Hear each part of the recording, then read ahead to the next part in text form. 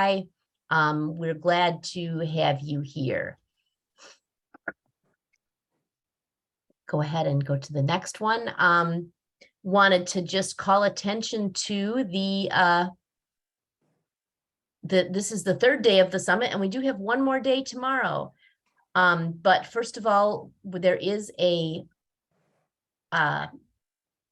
workbook on the summit website that you can use to take notes that has some all of the questions that we will be using for networking and other fine features in there. And so just wanted to remind you of that. If you haven't downloaded it yet, there's still time, and that we will be posting slides, recording, and any other materials from all of our sessions on the summit website once the summit is over.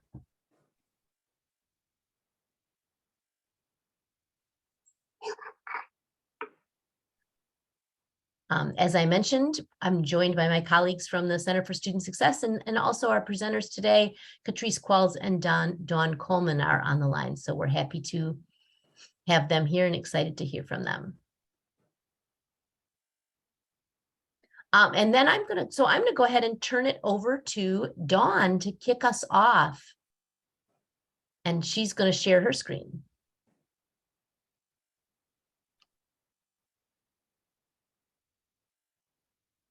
All right, let's make sure I got this going. There we go. Okay, so everybody can see my slides now, right? Which look just like Jenny's, but okay.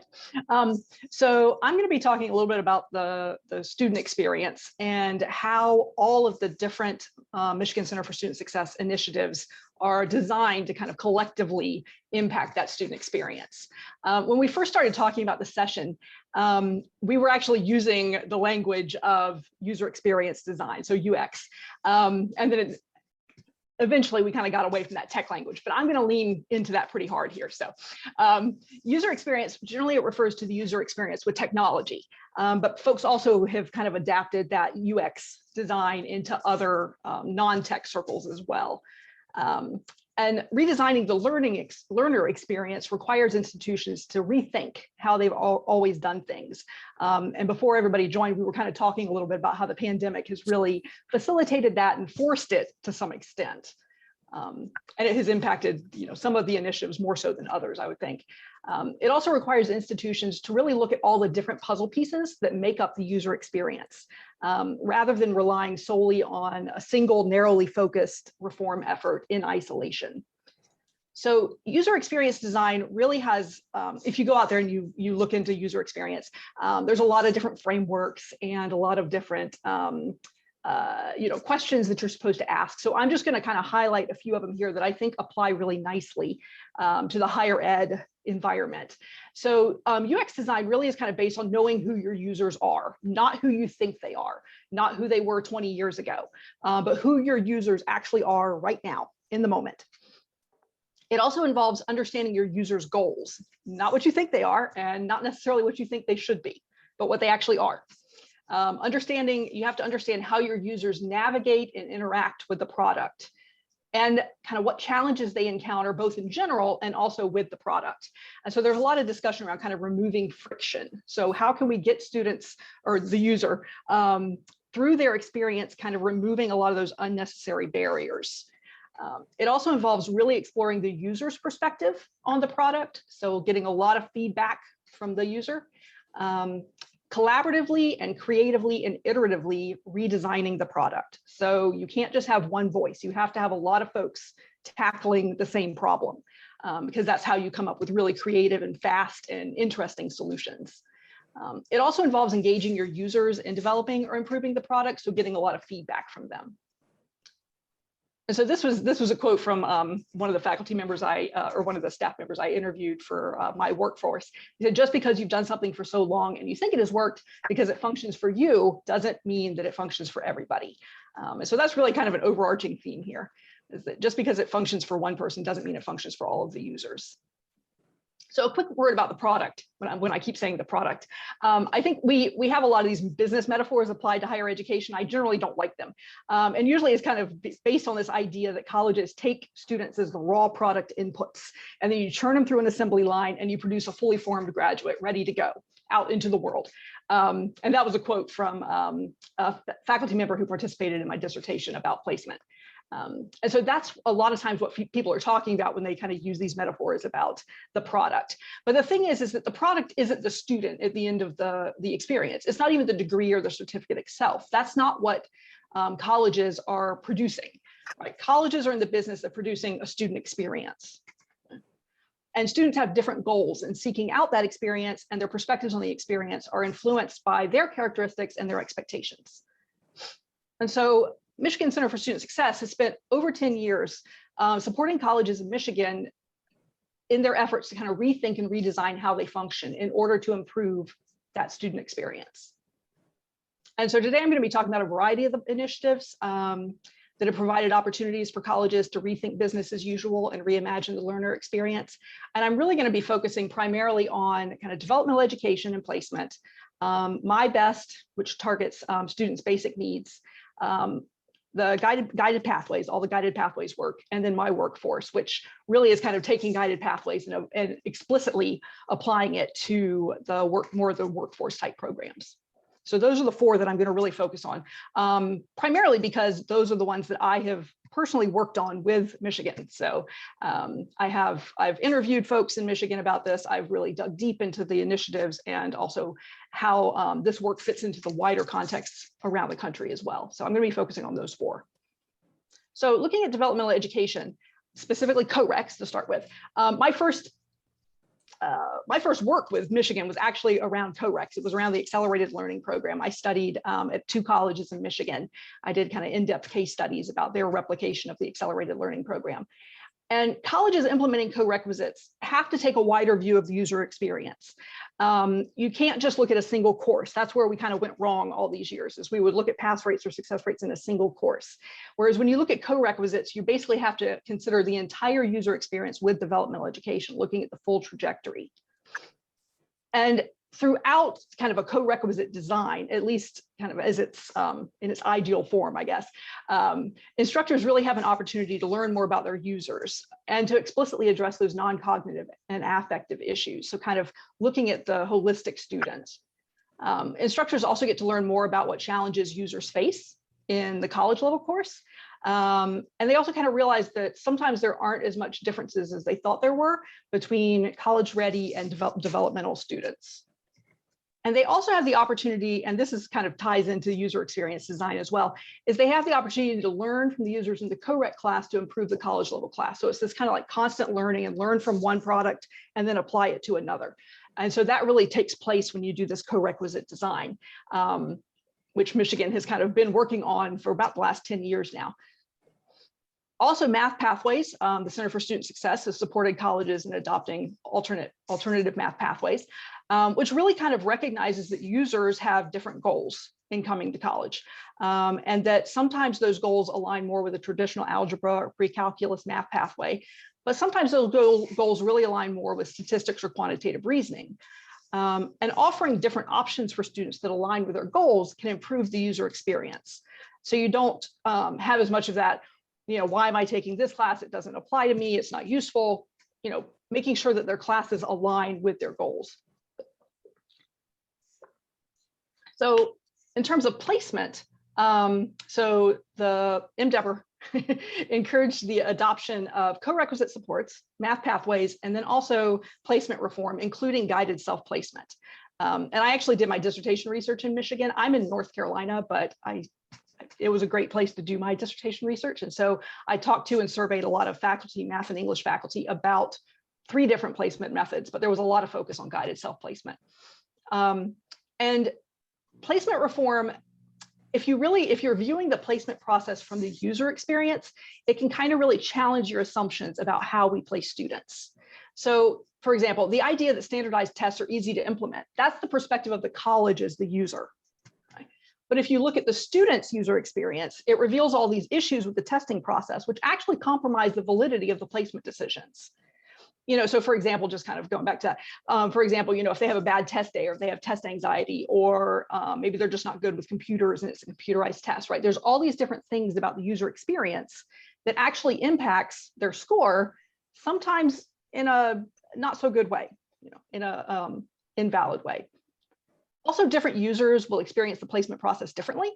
Some of the things that have come up is that recent high school graduates, they may have a very different testing experience. I mean, especially in math, if they just come out of math in their senior year, it's a little bit more fresh than maybe a student who's coming back after 20 years. Older students may have a different experience with multiple measures placement because they don't have recent high school GPAs. Marginalized students may have a very different experience with guided self-placement if it's not designed in a way to kind of mitigate that issue. So different users experience all of these different processes and procedures and policies that we have in place at institutions. And so being aware of that and kind of paying attention to that is critically important. And so understanding the user experience can sometimes lead colleges to change their placement practices. And so this was a quote from my dissertation from a English faculty member. When we started looking more at the whole student and thinking about all the different things that could have affected them, that could have gotten in the way of them being successful, that's when we started looking at multiple measures. So just looking at the user, looking at the student, and looking at things from their perspective leads to change, leads to reform. And users' experience with placement can actually impact their overall experience at the college. It's not just kind of this isolated event. A lot of folks talked about this actually in my dissertation. I've talked to some folks about this at conferences and other venues as well. This idea that testing sets a bad tone for students' first interaction with the college, right? So they enter their experience at the college and they immediately have a negative interaction. And when you look at user experience in technology, they really pay a lot of attention to that, like the first contact. That is critically important. In contrast, guided self-placement can sometimes start students off on the right foot with a conversation about their goals and their expectations. So kind of paying attention to like how even kind of seemingly minute things, how that affects the user experience is really important. So that was another quote. It's a little bit of an educational piece for the student, not just to spit out what you know. And so this kind of idea of the user experience, if you're looking at placement, is probably most important with guided self-placement because the student is a more active participant in the process. And student characteristics can really impact the user experience with guided self-placement. And it can vary widely depending on who's guiding the process. And so the guidance from the Center for Student Success really is kind of designed to mitigate a lot of these issues. And colleges also, again, collaboration, right? That's a big part of this user experience design. Colleges need to collaboratively design these GSP processes to make sure that they're accessible and easy for the users to navigate. So this was another quote. You've got to give students something that's easy to follow, easy to read, easy to understand. Don't make it too complicated for students to make an informed decision. Okay, so shifting gears a little bit to guided pathways, keeping in mind that guided pathways really is kind of this umbrella framework, and it includes developmental education reform, and it also includes kind of some attention to basic needs, which is what my best really focuses on. So some of this really addresses, kind of spans kind of the variety of projects that the center is working on. So guided pathways really helps colleges think about the user experience from first contact to completion and even beyond. So again, not looking at kind of granular or just kind of narrowly focused reform efforts. So this was another quote. It's not just about course maps. It's about trying to revamp and change and improve the overall student experience from the moment they walk in the door. So many of the colleges in Michigan before the Guided Pathways Institutes 1.0 and 2.0, they were already implementing a lot of these components of guided pathways. Again, some of this developmental education reform is in there. There's a lot of stuff about assessment and changing instruction. And so a lot of colleges were already doing this work, but in isolated ways. And so what the Center for Student Success really has done is kind of make that more cohesive. And so the Guided Pathways Institutes helped colleges see how all those pieces of the puzzle really fit together to form a complete picture of the user experience. We found that many of the things that we were being asked about, and they're referring to the scale of adoption assessment there, we were already doing to a larger or less degree, but they were somewhat discrete in their efforts. This unit was doing this work, this group of faculty was doing that work, and there wasn't a way to bring it together. So Guided Pathways as an initiative is really a way to kind of pull together a lot of the work that colleges are doing, and then kind of helps them see where some of the gaps might be. And so as part of Guided Pathways, colleges kind of embrace this idea of collaboratively redesigning the user experience. one of the things that really facilitated a lot of the guided pathways work at the institutions was this shared ownership and a lot of collaboration between academics and student services, because that provided a lot of different perceptions of the student experience, which is important when you're trying to redesign something.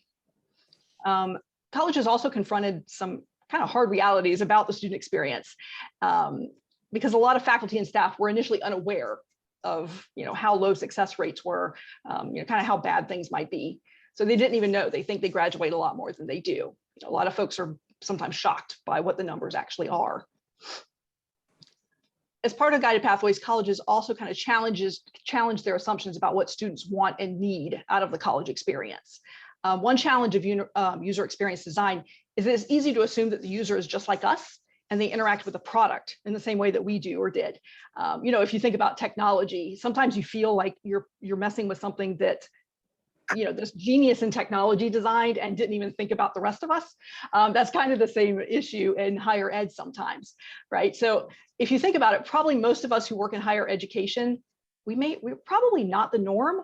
I'm not saying that there aren't folks who weren't good students and didn't enjoy school who go into higher education. Certainly they do. But I think that we kind of disproportionately are probably folks who had a particular kind of experience in college, and it may not necessarily align with our students. So, and this kind of comes out a lot, like there's this common source of resistance to guided pathways, that college is for exploration and that guided pathways limits choice. But attending college to explore honestly, it was never the norm, right? Maybe a lot of us did that, but that was never the norm, and especially at community colleges. And so this was another quote. I'm not one of those people that you occasionally hear in faculty meetings that talk about how students come to college to find themselves. That's a really old-fashioned attitude from back when we were kids and when college was affordable. Also, this idea that it limits choice, students are often overwhelmed by too many choices. And I do lots of student focus groups for a lot of different projects. And I almost always ask them, how do you decide which courses to take, especially like your gen eds? They make their decisions based on convenience. Not all of them. Certainly there's a small percentage that is there. They're trying to explore, they're learning new things. But most students are kind of overwhelmed by that. Our students don't enjoy such a wide choice. They're sort of paralyzed by that breadth of choice. And so Guided Pathways is designed to kind of address these things and try to improve the user experience as they go throughout the institution. And another part of this is that colleges really learned about the importance of understanding their users and designing kind of interfaces for that population. So just one example would be adaptable curriculum maps that can be quickly and easily adjusted based on your user characteristics, right? Because a lot of colleges, when you design your maps, they're usually designed for students who they don't have a developmental placement and they're taking 15 credit hours, but that's not really most of our users, so things need to be kind of adaptable so that they can quickly pivot and actually fit the user that you're working with. They also learned that students often don't interact with the institution in expected ways. I always thought this was really interesting. This came out of the Guided Pathways studies that I did. This quote, we quickly found through some student interviewing that students have no idea that their supervisor isn't an advisor, right? Students see everybody as an advisor. So that light bulb moment happened, and we made sure everybody knows how to do the basics and also knows when to hand off, and how. And so this particular institution really kind of embraced this idea that, students see us all as advisors. We need to all function to some degree as advisors, understanding that we still have advisors who have very specialized and important knowledge, but that everybody needs to have a basic, amount of knowledge and skill that they can work with the students at a certain level. And so my workforce really kind of takes a lot of the work of my pathways, of Guided Pathways, and kind of explicitly extends it to the workforce programs, which already I think are a lot of times designed for this type of more structured work anyway. And so with my workforce, the colleges really, and there's kind of still in the early stages. I just finished up doing some interviews with my workforce colleges about a month ago. They're really kind of digging into how the users are changing. And especially in the workforce programs, you're kind of seeing a lot more of the returning adults coming to college, and they're coming back with experience and credentials that could translate to credits. And that's one of the major strategies of my workforce, is looking at industry credentials. and how can we give credit for that? And so as part of my workforce, colleges are really kind of examining the user experience from high school, some of the career tech programs in high school, into college, and then either to a four-year institution through transfer or into the workforce. And so really looking at that big picture trajectory of the user experience. And as part of this, colleges are kind of recognizing the importance of understanding the user's experience with the program, both during the program and after, because if we're preparing them for workforce, we need to know once they got into the workforce, were they prepared? And so some of the colleges are really digging into that. And also making sure that the programs are meeting the user's employment needs and goals. So both their short-term and also their longer-term goals. And again, that involves really getting to know your user, both in the moment and then also following up with them afterwards. So my best is just wrapped up. But I think that of all the initiatives, probably my best was the one that really was most heavily impacted by the pandemic, which is obviously not to say that all the others weren't also very impacted, like everything. But my best is focused on this idea of addressing students' basic needs. And obviously that became much more critical during the pandemic. Also, just the timing was kind of interesting. The last trip I was supposed to take right before the pandemic hit, we all went kind of into semi-lockdown, was to Michigan for the launching of My Best. I think it was My Best, maybe it was My Workforce actually. But My Best really kind of forced colleges to quickly learn more about their users and to challenge this idea of business as usual and to rapidly find creative solutions, right? We could not do things the way we used to do them. We had to come up with other alternatives.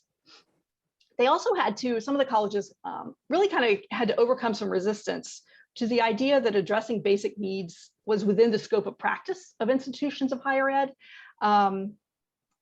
You know, kind of this idea that we're here to educate the student. We don't need to worry about their basic needs. But to a large extent, it seems like those colleges have really kind of overcome that. So you're going to have those 3 or 4 people who believe the college is not the place to get this kind of help, but for the most part, it's built into what we do every day. And the first pillar of My Best is really understanding student needs. And that was a major focus of this project. So there was Trellis data, there was ALICE data, and it really helped the colleges learn more about the extent of their students' challenges. And force them and encourage them to really view the user experience through the student's eyes. And so this was a quote: if you're in a policy meeting, look at it through the lens of a student with basic needs, not just through the lens of a student, but a student who has basic needs, like kind of what's their experience with this. And colleges learned that it's critical to understand students' needs and how to address them and not make assumptions. So, you know, a homeless student, what they may really need is a place to park overnight, not necessarily connections with a shelter. So listen to your students, listen to what they need, and don't try to impose what we think is best. They also learned that sometimes their solutions weren't viable. What they thought would work wasn't really necessarily what the users needed. So things like mobile hotspots, when the students don't necessarily have the service and connectivity to actually even use the hotspots, or reusable diapers, when they don't have a place to, you know, do laundry, or the time. And they also really engaged students in determining whether supports were appropriate and helpful. And so that was a big part of My Best, was the colleges really kind of learning more about their students and really taking their feedback in on an ongoing basis and kind of rapidly changing what they were doing to make sure that they were really getting support to the students as quickly as possible. And so they really focused on removing barriers to knowing about and accessing support. So like, you know, putting information in multiple places, and centrally locating services so students could easily find them. They really streamlined their forms and simplified language so it was more user-friendly. Trained advisors to be navigators so that they could connect students with public benefits, and also brought external partners to campus and centrally located. And part of that helped to also destigmatize the use, right? So there's vulnerability or an admission of weakness, and they're trying to challenge that. So every time I work in Michigan on any study, somebody inevitably says, oh, it's like the wild, wild west. Like that just, I don't know if that's just something that y'all say, but I hear that over and over and over again. I always think it's really funny. because coming from outside of Michigan, it kind of is in terms of higher ed, coming from two states that are pretty heavily centralized, like North Carolina and Florida. And so I love this idea that kind of Michigan is this wild, wild west where y'all are just doing all this crazy stuff. But what the Michigan Center for Student Success, I think, has done really successfully is kind of, I guess, kind of try to provide cohesion and focus and kind of some impetus around all these really important initiatives. And I don't even have all their initiatives on here. I just have the ones that I could grab the little logos for off of the website. But you can really see kind of all the different types of things that the Center for Student Success is doing in order to collectively impact that student experience. So not just a one-off. These actually, all of these initiatives really build on each other. Like the MyTransfer work really fits in nicely with guided pathways. There was COVID in teaching and learning. So obviously teaching and learning is a big part of the entire user experience. There's just the way these things all work collectively together are really designed to kind of holistically and synergistically improve the student experience of all students in Michigan. So that was a very fast overview, I know, of all the different things that the center has been doing and that I've been involved in studying. And I'm going to pass it back over to share. Thanks, Dawn. It's really cool to hear from someone who has kind of a larger perspective on our work, not just as, like as an outside evaluator, but an evaluator who has been on multiple projects. I think it really shows the way that we hope that some of these things are working together. And now we're going to turn to, from this focus on designing with the perspective of the user in mind, to this, to one of our learners, who is the president of the Phi Theta Kappa Society. And she is looking into the student experience. That is Catrice Qualls. Go ahead, Catrice, and take it away. Hello, everyone. I don't know if I can see my screen, but I just wanted to say good afternoon and thank each and every one of you for allowing me the privilege and the honor to be on this call with you today. I wanted to share the images on this screen because it really kind of encapsulates my journey, my community college CC Smart journey, and I'll go into a little bit of those things with you in a minute.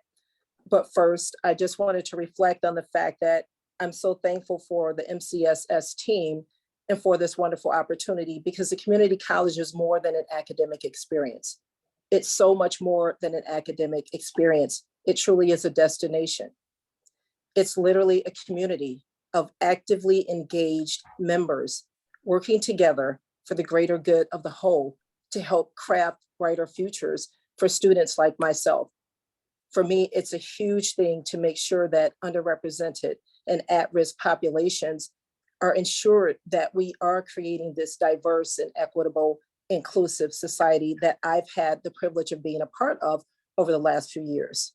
So what's it been like for me to reimagine a life through my lens as a post-traditional student?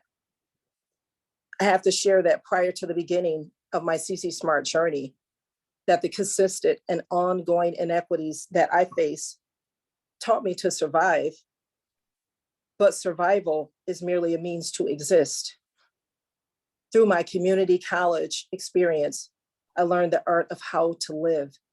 And that was because of the guided pathways, because intentional focus by the college and community colleges on the individual's needs, my needs as a mother, as a student, as a scholar, as a community advocate. It was important for me to understand and to know that I wasn't going to be treated just like a traditional student coming right out of high school, because that's not my story. That might not be the story of a veteran, of someone that is experiencing a handicap, whether that is seen or unseen. So that was important to me. That dedication and commitment, that investment, creating those pathways have led me down many roads of successes. Some of those images are in what you can see on the screen right now. The power to imagine a life free from debt, poverty, education inequities, housing insecurity, relief from despair that I faced as a post-traditional student. Over the course of COVID, and even before the pandemic, I had been experiencing a myriad of trials and tribulations that if it had not been for the specific resources in the college, if it had not been for that reality readiness, leaders emerging through financial literacy, which the school so readily provided, if it had not been for those tools to help me understand that it wasn't going to be a tragic and dead-ended situation for me and my daughters to have to leave my home dealing with trauma and become homeless in order to become liberated over COVID while still in school. I had to reimagine how I was going to live, exist, and remain being a scholar. But I was reminded, I'm in the middle of a community, that the network that community college had provided for me that I would not have had at a university level, that individuals did see me, that they heard me, and that they understood that my unique situation wasn't that of my neighbors, nor of any other students here, but it was unique to Catrice. So what can we do to help Catrice? Over that time, they had to reimagine, how do we operate a food pantry that was stationary in the middle of COVID? But now we have students that still have a need, students like Catrice. They reimagined that. It turned into a drive-through food pantry. Reimagine turns into a lot of different things, and we all have to look at what that really truly means to each and every one of us, because I know, just as Dawn said a minute ago, something about people being stuck in saying, well, I've been doing this for 10 years, 15 years, 20 years. Sometimes you've been doing it for 20 years wrong. Just because you've been doing something every single day in a routine doesn't mean that you've been doing it the right way. They had to reimagine how they served and took care of me and every other student. They were able to do that and navigate swiftly to jump in. But that wasn't my only concern. Now I'm there and I don't have Wi-Fi. They had to reimagine what that looked like. But also, now being homeless, I didn't have access to a desktop or a laptop. They had to reimagine, what did accessibility look like for a student like me? For the myriad of other students that were experiencing, even if they weren't singularly individually in charge of their own homes, even if they were at home with their parents, who were all a part of this now new society where COVID had leveled the playing field, right? Because the haves even became the have-nots. So colleges then had to reimagine, how do we provide for that? Schoolcraft then began to provide hotspots, as you were just talking about, Janine, as you were just talking about, Don, because individuals can't perform the work without access to the tools that they need. And although administration may have been on one playing field, professors and other administrations may not have been. But again, they had to quickly reassess and align so that the conversation became synonymous with one. The conversation that said, we can't just be diverse, we need to be equitable. In order to be equitable, we need to be just in the way that we provide services. So that adaptation happened, and I was able to continue on. So having access to those things, one-on-one counseling, advising, helped me to create a network of support, much needed support, and created a sense of belonging, the belonging that I needed as an individual that had been told from day one in a society where one stigma after the next covered me like a shroud. Now I was in a society, a community that was tailored to supporting my needs. That has never been my experience before. And so I'm thankful for this CC Smart experience. And it's important for educators to know that we can't, you can't, that I can't, in the position that I'm in now, we can't look at individuals and determine what we think they have or what we think they know. It is so important that we really truly reach and that we assess each individual as the individual, not as this specific population or this group or this demographic that we've known, not based on the stigmas, but based on the need and based with the intention, the sole intention of creating more equity? How do we do that? You have to be intentional with those things. And you can't just say that you want to change, and we can't just keep quoting Gandhi and saying we want to be the change we want to see in the world. No, change is an action. And that's what I love about community college, is that the MCSS has created an atmosphere where individuals know that you have to be in the trenches in order to do the work.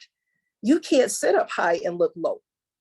And that's what I'm thankful for, is that the individuals behind the scenes have been prepared to get uncomfortable and get into that space that one of my favorite civil rights leaders has called and compelled all of us to do in his time, which was to be prepared to get into trouble, the good trouble, the necessary trouble that we needed, not only to restore and redeem the soul of our nation, but to redeem the soul of our society, our community college societies, how we function with me, the student. What do I need? What does the student in the chair next to me need? Because it has helped me to unlock my fullest potential, I learned how to advocate, not just for myself, but for the things that I believed in. Having the guided pathways not only taught me to critically think, taught me to assess, taught me to research what it is that I need, understand my why, and understand how all of those things created a circle of interconnectedness so that I would then be prepared to go out and do the work, whatever that work was, because each day is going to come with a different set of problems. And every day is not going to be perfect. We're going to have failures. And I've had many of failures, but every single time that I failed, there was someone here on this campus to pick me up. There was someone here to say, Catrice, you got this. And that's what I needed. Because when an individual comes to community college, it's not just because we had nowhere else to go. It was very intentional for me. It was intentional because I needed to avoid dismal student loan debt.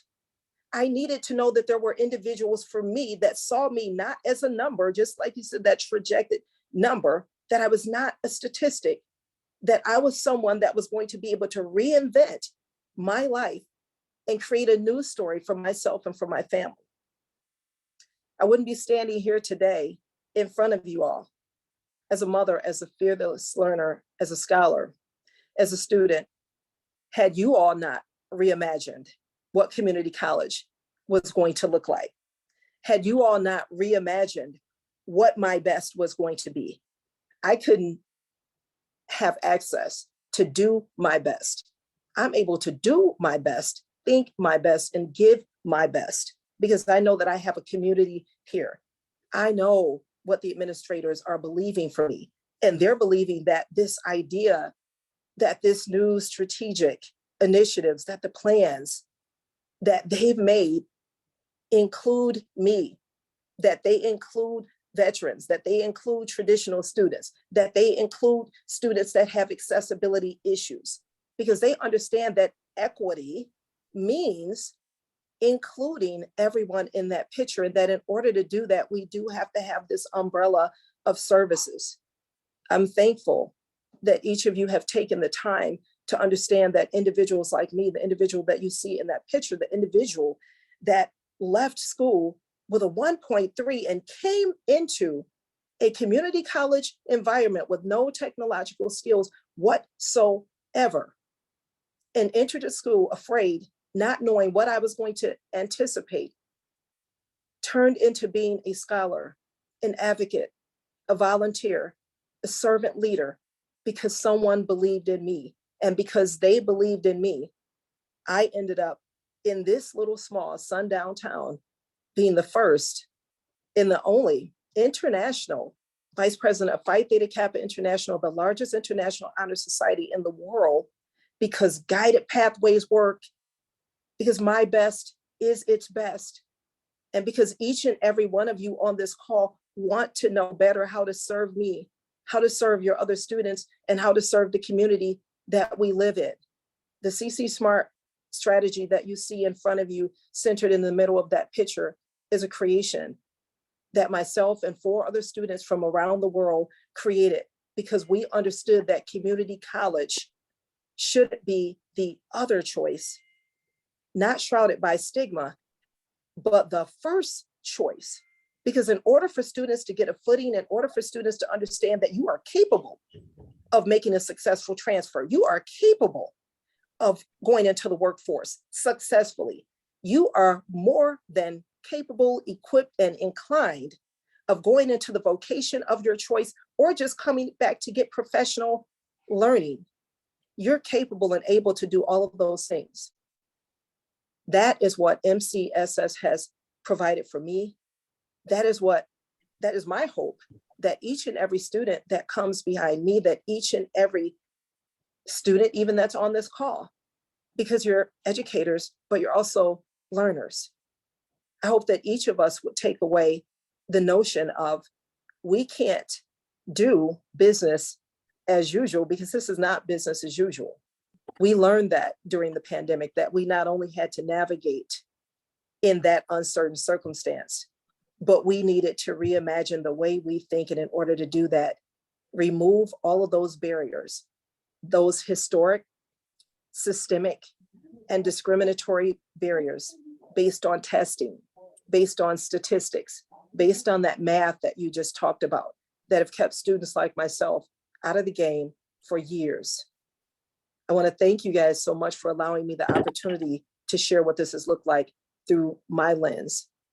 And I'm open to any questions that you might have about my journey and how it has impacted me. Thank you so much.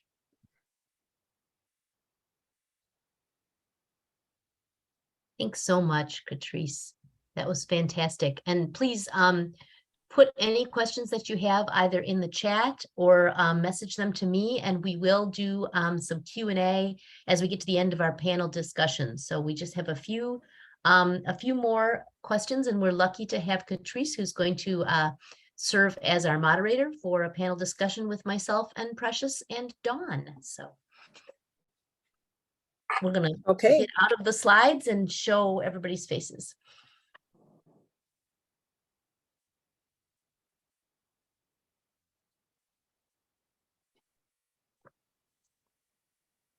All right.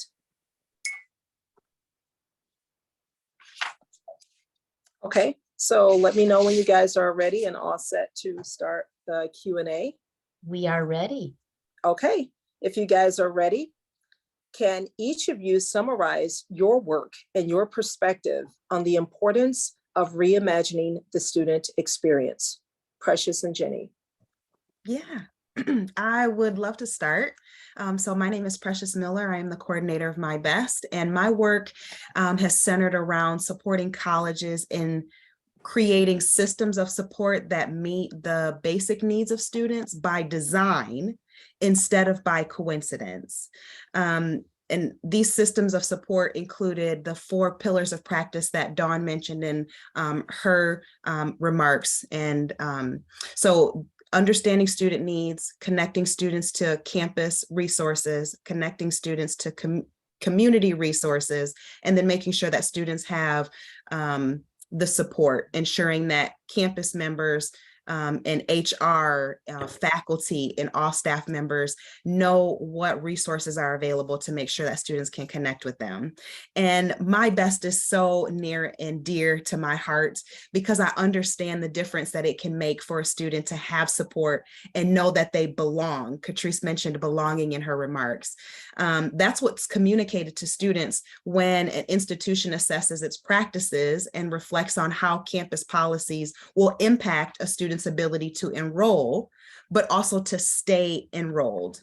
It's important that I think it's important that we consider the student experience and keep that in mind in all that we do. What colleges do behind the scenes, whether that be training or speakers, data sharing, using a new student success software, changing campus class times, all of that impacts the student's experience. And so it's important that we keep that top of mind. Thanks, Precious. I absolutely agree with keeping those things top of mind. And what I think it helps me to think about how this work supporting students in different ways kind of all pulls together is I think a bit from the lens of the Guided Pathways, which is more than a website redesign. When we first started this back in 2014, I went to one of our colleges I won't name, and we began talking about Guided Pathways and what to do. And someone spoke up and said, well, this is just, we can just redesign our website and then we've done this, right? But it isn't. It's much, much more than that. And taking initiatives, kind of spinning initiatives off, like the My Best that Precious just described, like diving into the developmental education and placement, like focusing on the workforce. All these deep dives are really kind of keeping it fresh. They certainly are keeping it fresh for me, and I think also for a lot of the institutions who are participating in the programs, in the initiatives, to kind of, keeping in mind the different kinds of learners that we are impacting. So one of my biggest foci or area of focus has been the developmental ed redesign and the support for colleges to move in the direction of co-requisites and guided self-placement. And that's because the research is showing us that developmental education has become one of the biggest barriers to student momentum. And so when you combine a focus on reducing those barriers and moving the students forward with momentum into their gateway classes and their program classes, and you combine that with an initiative like My Best that supports their basic needs while they're doing that, as Catrice described so eloquently in her talk, what we're doing as institutions is we are taking our portion of responsibility for what happens to the students, rather than kind of looking at it as, well, we are a school, and so we exist, and students come to us and they either succeed or fail by our rules. Instead, we are taking the opportunity to accept responsibility for the experiences that students are having, for looking at those experiences from the lens of the student, and then saying, okay, well, we see that lots of students are failing their developmental ed classes, or they're not registering for the gateway class, and what can, even after they've passed, what can we do? What's our responsibility for that? The students are coming from all different places, whether they're coming from schools that we have assigned the label of failing schools, high schools, whether they're coming back as adults who are returning to learn. They each have a reason to be there, and we have a responsibility to meet those students where they are and to try to design the experience so that they have the best possible experience they can while they're with us. Precious and Jenny, thank you for that. Now I'd like to ask you both, how are the collective MCSS activities designed to ensure that more students will enroll, retain, matriculate, and become gainfully employed upon college completion? Dawn. So Jenny kind of touched on this after my presentation, this idea that all the different projects almost start to blend together. So more and more, as I conduct interviews, whenever I'm evaluating these projects for the center, sometimes, almost every time, I'll have at least a few of the folks I'm interviewing say, wait a minute, remind me again what you're asking me about. Which project is this? Which one is this? And I'll have to kind of quickly explain, okay, this is the project we're focusing on. It's the one that does this. And, and they'll say things like, oh, it's kind of hard to keep track of all the initiatives. We're doing a lot of different things and they all kind of overlap. And while this is kind of a struggle for me as a researcher or an evaluator trying to hone in on particular initiatives, this is actually a good thing. It's a good thing that that colleges are seeing all of the initiatives as being overlapping, because that's what they are.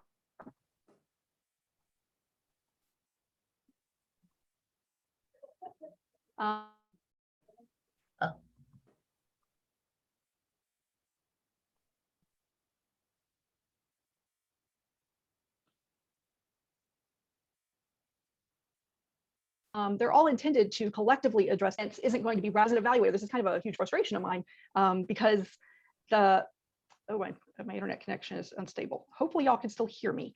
Because a lot of times I think institutions think that they can change this one thing and then it's going to have a measurable impact. You see this a lot with grants. They'll, we're going to do this one thing and the retention rate is going to go through the roof. We're going to increase our graduation rate by 5 percentage points with this one little initiative. And it doesn't work.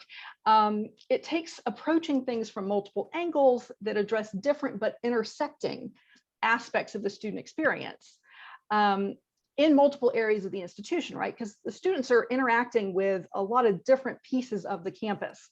And sometimes they don't actually realize they're interacting with it. It's kind of an indirect interaction. So you have to target things from all sorts of different angles. And that's what the Center for Student Success is doing.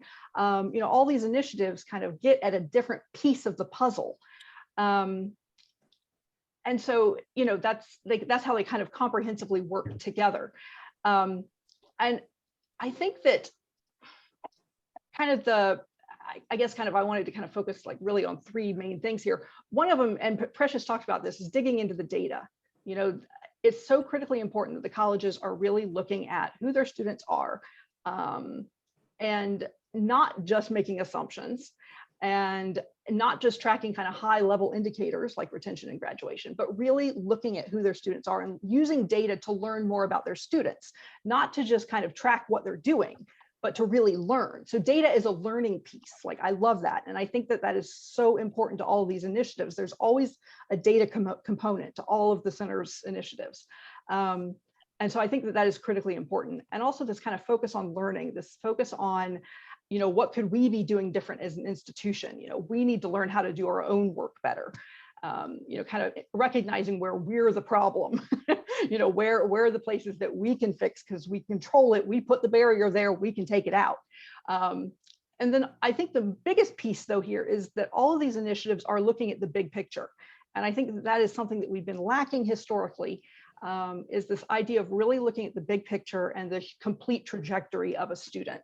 And so that's really how they're kind of designed to really ensure that students we get more students coming in the door, keeping them from semester to semester, successfully completing, and then moving on to either a 4-year institution or to employment. So it's really about looking at the big picture and the whole trajectory and kind of targeting all the different little pieces.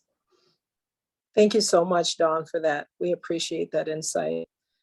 Next, this is going to be a question for each of you, all of you to answer. Having a guided pathways framework causes institutions to be mindful of the entire student experience. What are the barriers to wide-scale implementation to establish a culture of continuous improvement, and how you have seen community colleges make strides to change?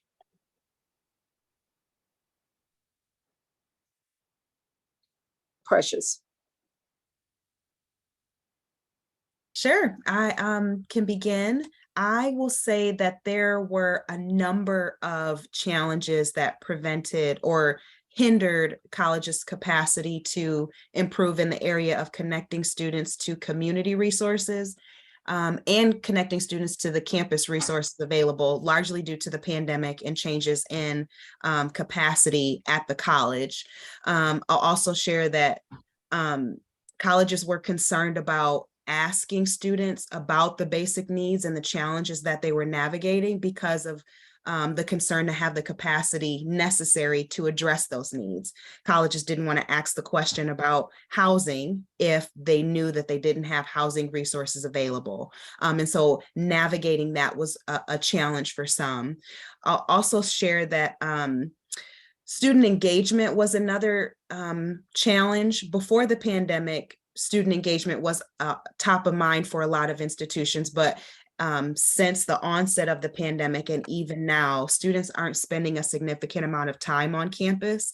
And so if colleges have community organizations coming on campus, or if there are resources available on campus, students can be transient and not spending a significant amount of time at their institution. And so it's been challenging to figure out the right way, or what's the right formula or recipe to make sure that we're connecting students to what's on campus and connecting them to community resources. Now, having said that, colleges have still done the impossible in my mind to really make sure that students' needs are being met. This will also be my shameless plug for going to the MCCA website and checking out a video that captures my best and everything that colleges were able to do, and also our most recent publications regarding my best. So I have seen colleges significantly increase the usage of early alerts to indicate student concerns, and colleges having a system in place when that concern is submitted of how to address it, and to close the loop with the faculty member perhaps who have submitted that concern, to make sure that everyone is aware of what is taking place to address the student concern that was submitted. I've also seen a more wide share of the data. In fall of 2020, we launched the Student Financial Wellness Survey, and from there we learned an incredible amount of the specific challenges, financial challenges that students are navigating while going to school. We learned that it is truly taxing on a student's bandwidth to perform at a level of academic excellence, because there's so much that they're mentally juggling. And so from that data, we also learned that students are sharing some of their challenges across the college, but only 21% of students are sharing with their faculty member. And we know that students are spending a significant amount of time with their faculty member.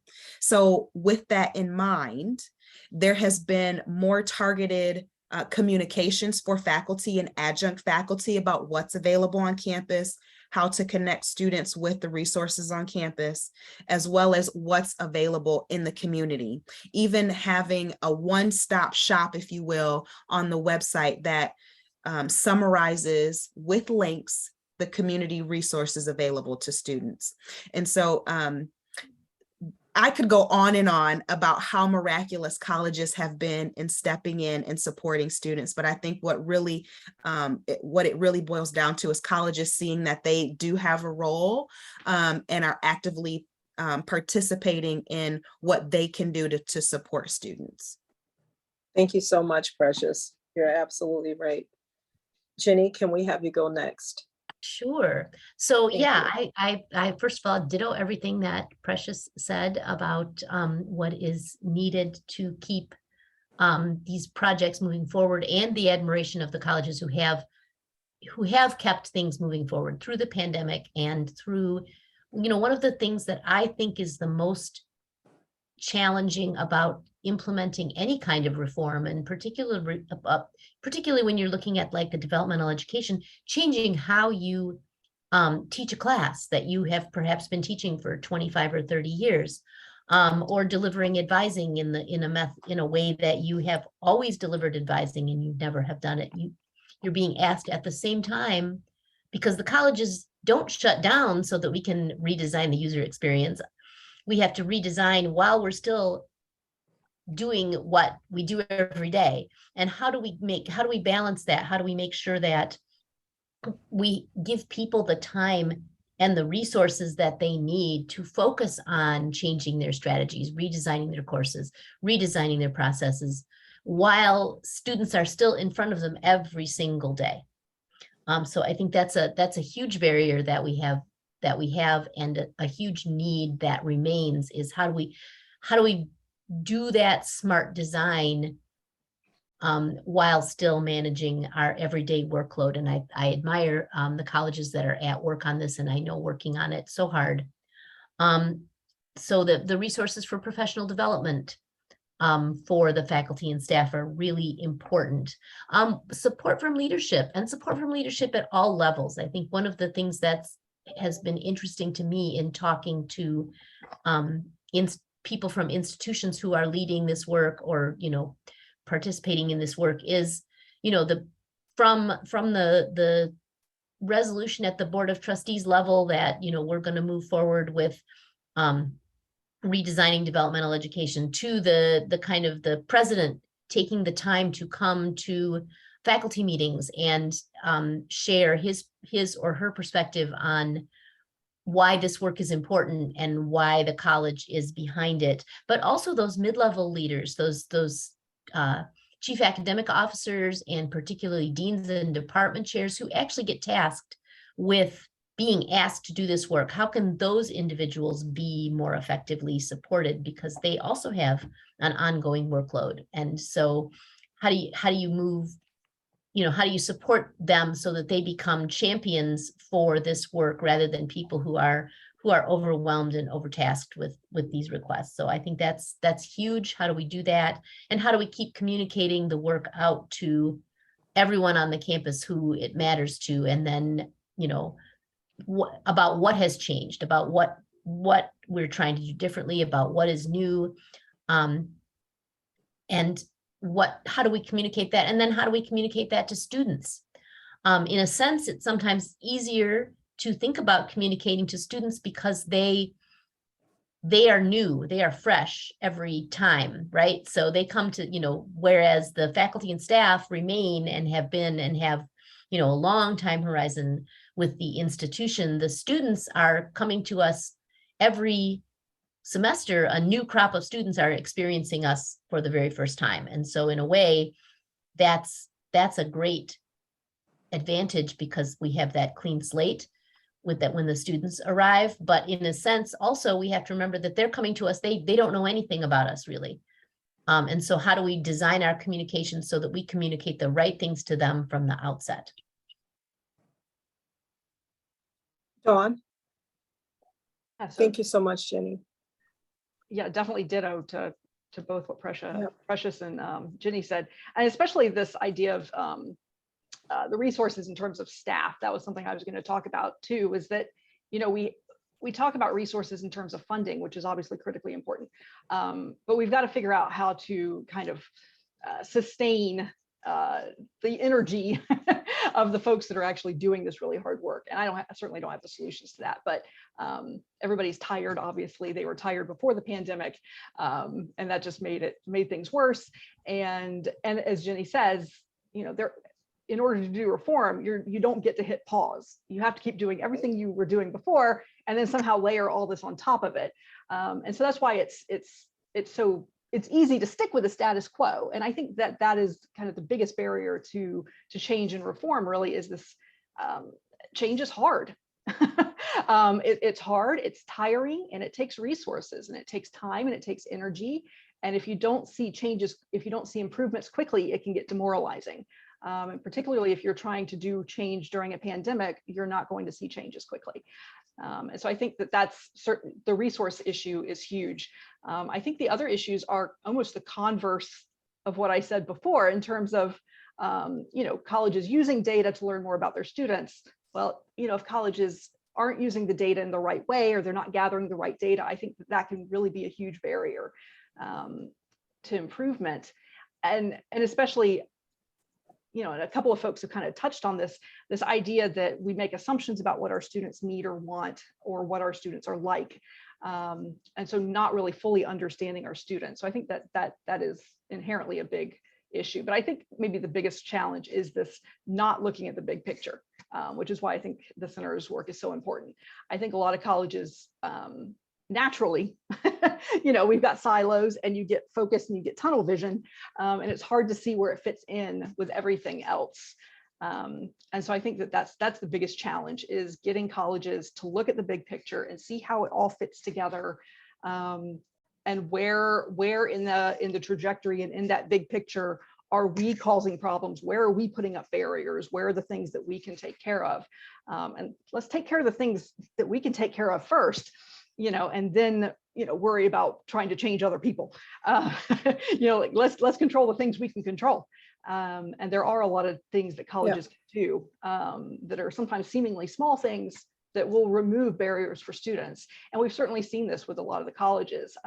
Precious talked about some of, new student success software that really kind of, those types of systems can really help colleges connect with students more quickly and connect them with resources and have data in one place. So those types of solutions are really helpful. And so colleges, I think, are making great strides in learning more about their users, their students, and seeing the big picture, but there's certainly still a lot of work to be done. Thank you so much. Each and every one of you, the answers were extremely insightful. And again, it goes back to, it's extremely important. The research, the data, analyzing that and looking at, who who you're serving is going to be extremely important. With that, the next question is, integrating student support with instruction is one approach used to encourage completion by design. What strategies have colleges used to support this approach? Precious and Jenny.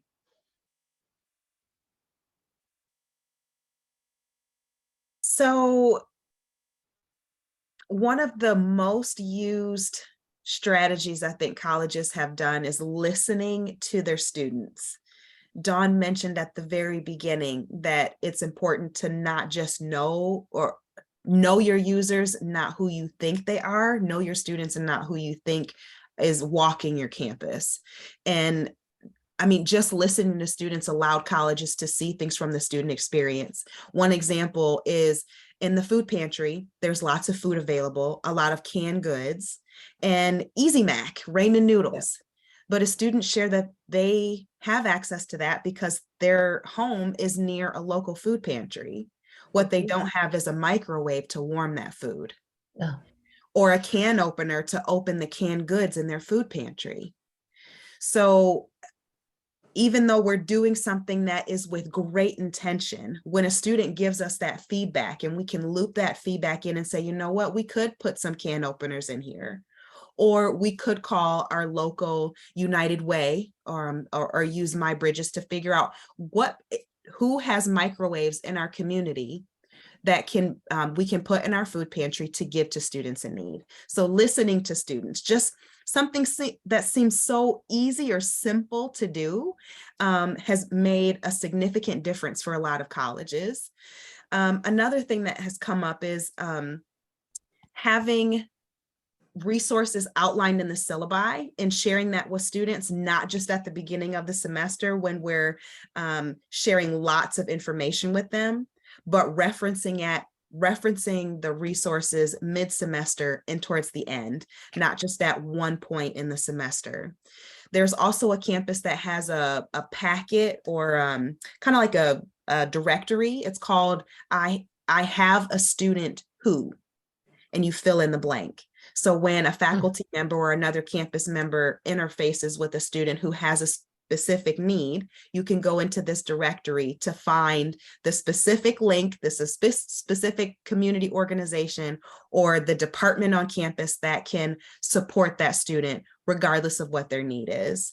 There's also a more wide use of intake forms that have helped students to communicate the needs that they have. And so I've just honestly seen colleges do amazing things that have really elevated students in having the capacity and the bandwidth to be the excellent learners that they are. It's just really incredible. Yep, absolutely. Thank you. Jenny? Yeah, love the idea to listen to students. I think that's really important. And I will lean into that a little bit and say that one of the things that I have found that I see colleges doing more as we get deeper into the developmental redesign work specifically is that they're listening to each other. They're sharing curriculum, they're sharing ideas and strategies. We did in June of 2021, we did Reconnect Academy, and we were able to we had breakout sessions for every math pathway and for English, and we were able to staff it almost entirely with faculty from Michigan who were already using these strategies or who were planning to implement them at least. And so it was great to see our faculty connecting with each other, and they're still doing that. People reach out to me on a weekly basis saying, who do you know who's doing well with this? Who do you know who's doing, who's tried this? Can you connect me? And just, kind of to toot our horn at the Center for Student Success. That's what we love to do. We love to connect colleges with each other, and we love to connect practitioners to practitioners.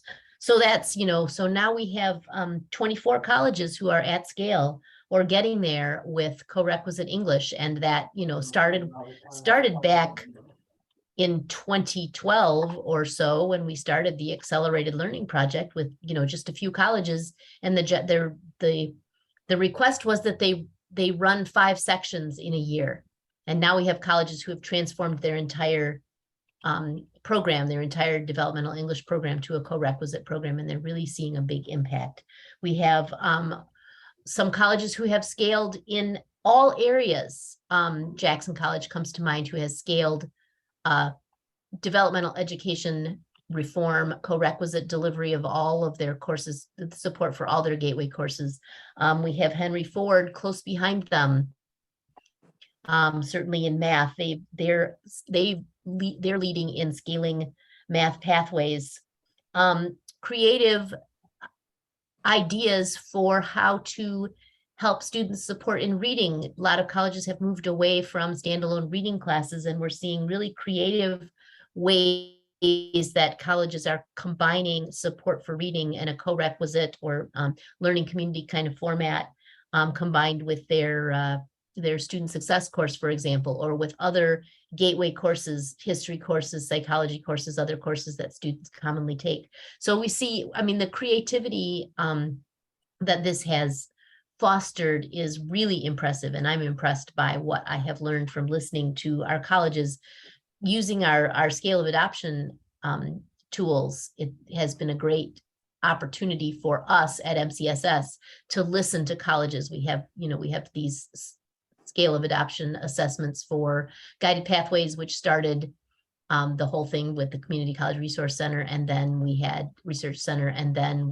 there was a financial stability scale of adoption that Precious used with the My Best colleges, and then we adapted the scale of adoption for developmental education, and then also for workforce. And so this is a really great way for us to listen to colleges, and then for us to be able to share what we've learned and encourage the colleges to connect with each other. So that's a really important strategy.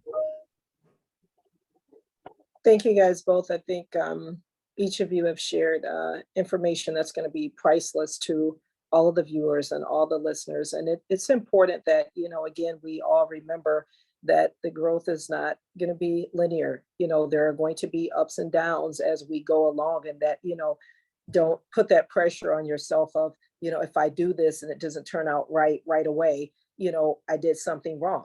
And some of the biggest failures and biggest downsets is going to be where some of the biggest learning opportunities are going to come from. And that's where the greatest rewards are going to come from out of that, because every time something happens and it's not quite right, then we get an opportunity to reimagine that, right? Refashion that, retool it, and repurpose it so that we can then begin to polish and perfect the work as it's continuing to be done. So everything that you guys are doing in behind the scenes, in the trenches, the work that people don't see, you guys are the engine driving the success of community colleges. And that's a huge factor in why students like myself and everyone else is going to continue to succeed.